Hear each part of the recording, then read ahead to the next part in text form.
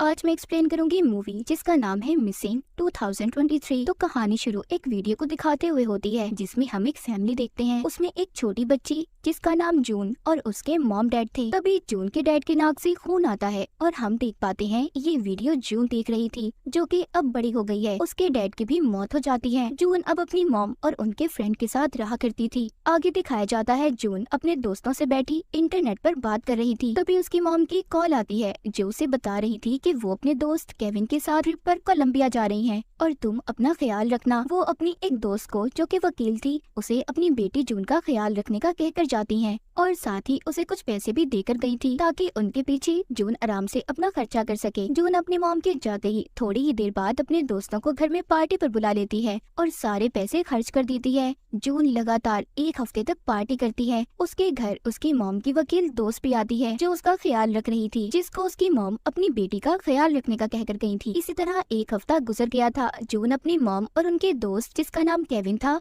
उन्हें एयरपोर्ट पर लेने जाती है, मगर काफी ज्यादा इंतजार करने के बाद जब केविन और उसकी मॉम नहीं आती तो जून अब थोड़ा डरने लगी थी। वो घर आकर अपनी मॉम और केविन को कॉल भी करती है मगर कोई भी फोन नहीं उठाता। अब जून कोलंबिया के उस होटल से राब्ता करती है जहाँ पर उसकी मॉम और केविन रुके थे, जहाँ से उसे ये पता चला था कि वो अपना सामान लिए बगैर ही वहाँ से चले गए। अब जून होटल वालों को ये मैसेज करती है कि आप प्लीज होटल के बाहर लगे कैमरास को देख सकते हैं, जिस बात पर होटल वाले उसे जवाब देते हैं कि इसके लिए आपको यहाँ पर आना होगा और वो भी 48 घंटों के अंदर अंदर। घबराई हुई जून ये सारी बातें अपनी मॉम की वकील दोस्त को बताती है, जिसके बाद वो कोलंबिया की एम्बेसी में जून की मॉम की लापता होने की रिपोर्ट लिखवाती हैं। जिसके कुछ दिन बाद जून को कोलंबिया के पुलिस इंस्पेक्टर की कॉल आई थी जो पूछते हैं तुम्हारी मॉम ने क्या तुम्हें कहीं और जाने का बताया था? पर जून को ऐसा कुछ भी उसकी मॉम ने नहीं बताया था और न ही वो इस बारे में कुछ जानती थी। पर गए थे उनकी वीडियोस को देखती है। वो सोचती है कि शायद इसे इसकी मॉम का कुछ पता चल जाए, मगर उसे वहाँ से भी कुछ नहीं पता चलता। वो समझ गई थी कि इस मामले में पुलिस उसकी कोई मदद नहीं कर सकती, इसीलिए अब वो खुद ही इस केस के बारे में छानबीन करने का सोचती है। सबसे पहला काम वो कोलंबिया के एक खुफिया एजेंट को $8 में खरीद लेती है। पहले तो वो एजेंट उसका काम करने से मना कर देता है, पर जब वो उसे उसके बेटे की याद दिलवाती है जो कभी किसी बात को मना नहीं करता था तो वो एजेंट मान गया था। अब जून उससे कहती है कि तुम्हें उस होटल में जाकर वहाँ की रिकॉर्डिंग वीडियोस को लाना होगा जिस होटल में इसकी मॉम रुकी थी। वो एजेंट कहता है कि तुम अपनी मॉम और केविन के जीमेल अकाउंट को क्यों नहीं चेक करती, क्या पता तुम्हें वहाँ से कुछ इन्फॉर्मेशन मिल जाए। अब जून जब अपनी मॉम के जीमेल को खोलती है तो वो नहीं खुल रही थी और केविन की भी जीमेल उससे नहीं खुलती। तभी जून के घर उसकी दोस्त आती है। ये दोनों मिलकर किसी तरह केविन की जीमेल आईडी को खोल लेती हैं, जिसमें इन्हें पहली तस्वीर एक लड़की की मिली थी और जब ये थोड़ा और चेक करती है तो केविन ने अपनी आईडी में बहुत सी लड़कियों को ब्लॉक किया हुआ था, यानी कि वो उससे दोबारा कोई राब्ता न कर सके। और अजीब बात ये थी कि सभी लड़कियां उससे पैसे मांग रही थी। जून लड़कियों के मैसेज देखकर समझ गई थी कि केविन एक धोखेबाज आदमी है और हो सकता है उसकी मॉम को भी इसी ने किडनैप यानी अगवा किया हो। जिसके बाद खुफिया एजेंट भी दोबारा से जून से राब्ता करता है जो उसे बताता है कि उसे होटल से कोई वीडियो नहीं मिली, पर हाँ पता चला है तुम्हारी मॉम और केविन 19 तारीख को चले गए थे। जिसके बाद जून अब ये सारी बातें कोलंबिया की पुलिस को बताती है और उसे ये सारी इन्फॉर्मेशन जानकारी का इस्तेमाल करने का कहती है। तो पुलिस इंस्पेक्टर उसे केविन के बारे में बताते हैं कि वो 2 साल पहले जेल से आया था और साथ ही वो केविन की जीमेल भी उन्हें देने वाली थी, पर रुक जाती है क्योंकि इस काम से जून को भी जेल हो सकती थी। ये काम इलीगल था, यानी कि जैसे आपको पता है किसी के अकाउंट को हैक करना और उसका गलत इस्तेमाल या फिर किसी की इजाजत के बगैर उसकी सोशल मीडिया का इस्तेमाल करना, ये साइबर क्राइम है जिससे आपको जेल भी हो सकती है। तो इसीलिए जून ने भी ऐसा नहीं किया था,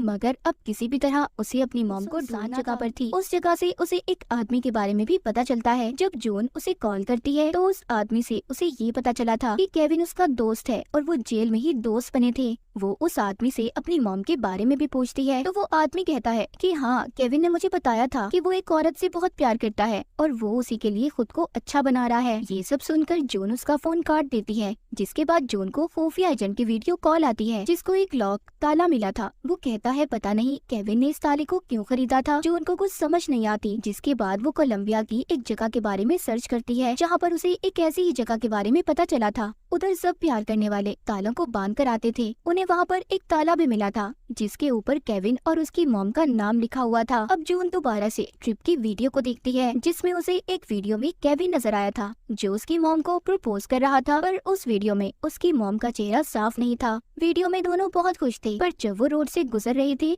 तो एक गाड़ी से कुछ गुंडे निकलते हैं जो उसकी मॉम और केविन को उठाकर गाड़ी में बिठाकर ले जाते हैं। ये सब देखकर जून बहुत डर गई थी। तभी उसके खुफिया एजेंट की भी कॉल आती है। वो अब इन सब के बारे में उसे बताती है। जून बहुत रो रही थी। वो कहती है मैं अपने डैड को पहले ही खो चुकी हूँ, पर अब मैं अपनी मॉम को नहीं खोना चाहती। वो एजेंट कहता है मैंने भी एक एक्सीडेंट में अपनी बीवी को खो दिया था जिसका मुझे आज तक अफसोस है, और तुम्हें मैं अपनी बेटी मानता हूँ। तुम फिक्र नहीं करो, तुम्हारी मॉम को कुछ नहीं होगा, हम उन्हें ढूंढ लेंगे। अब जून वीडियोस को दोबारा देखती है। जब वो गौर करती है तो केविन ने अपनी आईडी पर जिन तस्वीरों को पोस्ट किया था उन सब में उसकी मॉम का चेहरा साफ नहीं था। गौर से देखने पर पता चलता है कि केविन तो उसकी मॉम के साथ ट्रिप पर गया ही नहीं था, यानी कि तस्वीरों में दिखने वाली औरत उसकी मॉम नहीं थी। वो तो उसके साथ गया था जिसकी तस्वीर जून ने केविन की मेल पर देखी थी। अब पुलिस को भी ये बात पता चल गई थी कि जून की मॉम घर और एयरपोर्ट के दरमियान से गायब हुई है और वो अगवा करने की वीडियो भी शायद नकली है। पुलिस उस लड़की तक पहुंच गई थी जिसकी वीडियो केविन के साथ थी। पुलिस ने उसे प्लेन से गिरफ्तार किया था। कहती है कि मैं एक एक्ट्रेस हूँ। मुझे केविन नाम के आदमी ने कहा था कि वो एक शो बना रहा है जिसमें मुझे सिर्फ अपने लाइफस्टाइल को दिखाना है। वो ये भी बताती है कि जब केविन ने मुझे उस किडनैपिंग वाले सीन के बारे में बताया तो मुझे ये बातें बहुत अजीब लगी थी, जिसके बाद मैं वहाँ से आ गई। उस एक्ट्रेस की बातों से पुलिस को भी पता चल गया था कि उसकी सारी बातें सच हैं। अब यहाँ पर कहानी का रुख बदलने वाला था। पुलिस वाले जून को बताते हैं कि तुम्हारी मॉम एक अजीब खातून है। उन्होंने कुछ वक्त पहले अपनी आईडी को कोर्ट से बदलवा लिया था और अब उनका नया नाम क्या है, वो कहाँ पर है, कोई भी नहीं जानता। सब बातें सुनकर जून भी अब परेशान हो गई थी। वो एक बार फिर केविन के अकाउंट को चेक करती है जहाँ पर उसे एक मैसेज एप्लीकेशन के बारे में पता चला था। वहाँ पर उसे केविन का मैसेज मिला था जिसमें वो कह रहा था कि जून की मॉम को शायद सब कुछ पता चल गया है। अब जिस नंबर पर केविन ने मैसेज भेजा था वो जब उस नंबर को सेव करने लगती है तो हैरान हो जाती है, क्योंकि वो नंबर तो उसकी मॉम के वकील दोस्त का था जिसको जून की मॉम इसका ख्याल रखने का भी कहकर गई थी। जून को थोड़ी थोड़ी बातें समझ आने लगी थी। वो अपनी दोस्त की दी हुई घड़ी पहनकर मॉम की वकील दोस्त के घर जाती है। वहाँ जाकर उसे अपनी मॉम की दोस्त की लाश मिली थी, मतलब उसका किसी ने खून कर दिया था। कोई चाहता ही नहीं था कि जून अपनी मॉम तक पहुँच पाए। उसकी मॉम का केस एक बार फिर फंस चुका था। पुलिस इंस्पेक्टर जून से कहते हैं कि तुम्हारे पहुंचने से कुछ देर पहले ही तुम्हारी मॉम की दोस्त को किसी ने मार दिया। छानबीन करने पर उन्हें पता चलता है कि जून की मॉम की दोस्त केविन के साथ नहीं मिली हुई थी, बल्कि केविन उल्टा उन्हें ब्लैकमेल कर रहा था। पुलिस इंस्पेक्टर उससे कहते हैं कि जून अब तुम्हारी जान को भी खतरा हो सकता है।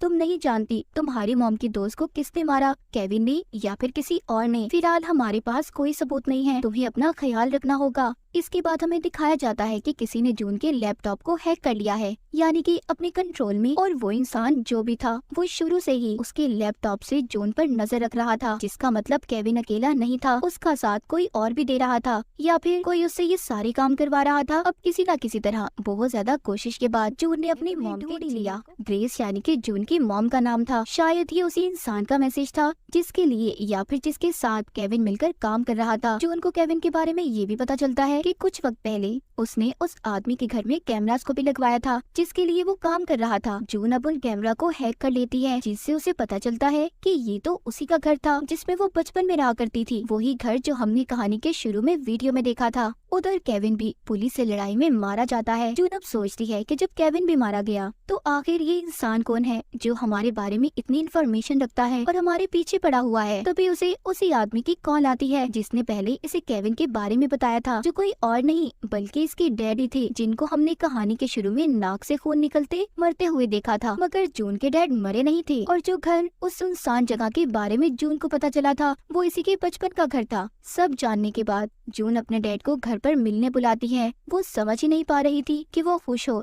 या फिर दुखी। अब जब उसके डैड आते हैं तो वो अपने डैड से पूछती है कि आप इतने सालों से कहाँ पर थे, जिस पर वो उसे बताते हैं कि तुम्हारी मॉम ने मुझे 12 सालों के लिए जेल में भिजवा दिया था। ये सब बातें सुनकर जून को कुछ अजीब लग रहा था। तभी उसके डैड उसे पकड़कर उसके बचपन वाले घर में ले आते हैं और उसे वहाँ पर बांध देते हैं, जहाँ पर जून की मॉम को भी उन्होंने कैद किया हुआ था। यानी कि अब तक जो कुछ भी हो रहा था सब कुछ जून के डैड करवा रहे थे। यहाँ पर हमें एक और हैरान कर देने वाली बात पता चलती है। जून के डैड एक बहुत ही गलत इंसान और बहुत बुरे हस्बैंड थे। वो जून की मॉम को मारते और उनसे गलत काम करने का कहते थे। इन सब चीजों से तंग आकर जून की मॉम ने उसके डैड के खिलाफ पुलिस में रिपोर्ट दर्ज करवा दी, जिस वजह से उसे 12 साल की सजा हुई। जून की मॉम ने अपनी दोस्त की मदद से, जो एक वकील थी, उनसे अपनी आईडी, नाम और जून के डैड की मौत के नकली कागजात को भी बनवा लिया था, ताकि उसका हस्बैंड उसे कभी न ढूंढ पाए और वो एक अच्छी जिंदगी गुजार सके। पर उसके हस्बैंड ने उसे ढूंढ लिया। केविन उसे जेल में मिला था। वो दोनों अच्छे दोस्त बन गए। मतलब सारा प्लान जून के डैड का था। अब वो जून की मॉम से अपना बदला लेना लाश को दफनाने जाना था। जब जून के डैड वहाँ से चले गए थे, तो इसी बीच वो अपने हाथों की रस्सी को वहाँ पर पड़े कांच के टुकड़े से काट लेती है और अपनी मॉम को भी छुड़वा लेती है। जून ने अभी भी अपने हाथ में अपनी दोस्त की दी हुई स्मार्ट वॉच घड़ी पहनी हुई थी। वो उसकी मदद से अपने एजेंट को कॉल करती है और अपनी लोकेशन को ट्रेस करने का कहती है। इतनी ही देर में उसके डैड वहाँ पर आ गए थे, जो उसकी मॉम पर गोली चला देते हैं, जिससे वो जख्मी हो गई थी। यहाँ पर वो ये भी देखते हैं कि जून ने अपने हाथों की रस्सियों को खोल लिया है, इसीलिए वो उसे दोबारा बांध देते हैं। तभी जून की मॉम वहाँ पर पड़े कांच के टुकड़े को उठाकर जून के डैड के गले में मार देती हैं, जिससे अब उनकी मौत हो गई थी। पर जून की मॉम की हालत बहुत खराब थी। तभी उसकी नजर वहाँ पर लगी हुई स्क्रीन पर पड़ती है, जो उसकी लैपटॉप की स्क्रीन से कनेक्ट जुड़ी हुई थी और लैपटॉप के पास जून का मोबाइल पड़ा था। अब वो स्क्रीन की मदद से अपने फोन को वॉइस मैसेज के जरिए चलाती है और उसको हेल्पलाइन पर कॉल करने का कहती है, जिसके बाद पुलिस ने भी वहाँ पर पहुंचकर उसे और उसकी मॉम को बचा लिया था। जून ने सब्र और समझदारी और इंटरनेट, सोशल मीडिया की दुनिया का सही से इस्तेमाल करके खुद और अपनी मॉम को बचा लिया था। अब हमें कुछ वक्त बाद का सीन दिखाया जाता है। जून की मॉम, जो कि अब बिल्कुल ठीक हो गई थी, उसकी अब अपनी मॉम से अच्छी बनने लगी थी। जून समझ जाती है कि उसकी मॉम ने उसके लिए क्या कुछ किया और इसी के साथ ये कहानी यहीं पर खत्म हो जाती है।